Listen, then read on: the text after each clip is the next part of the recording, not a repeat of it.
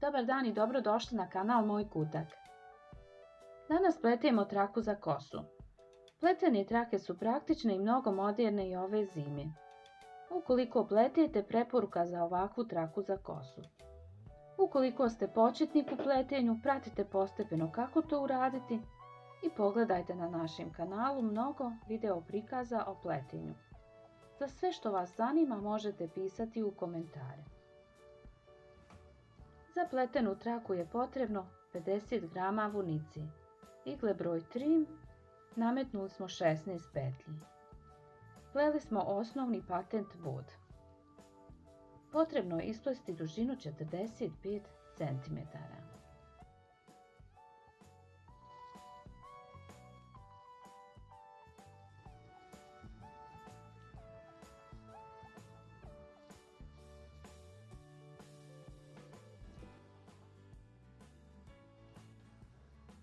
Mustru osnovni patent bod možete potražiti na našem kanalu u playlisti. Pratite postupak kako smo završili pletenu traku, kako smo sastavili, mnogo jednostavno kao što se i vidi.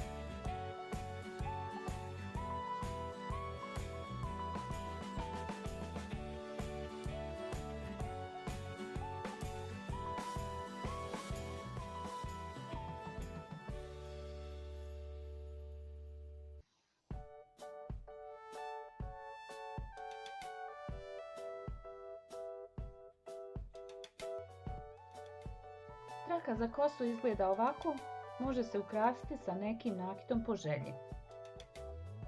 Do sljedećeg videa šaljemo vam puno pozdrava, ostanite i dalje s nama i pratite kanal Moj kutak.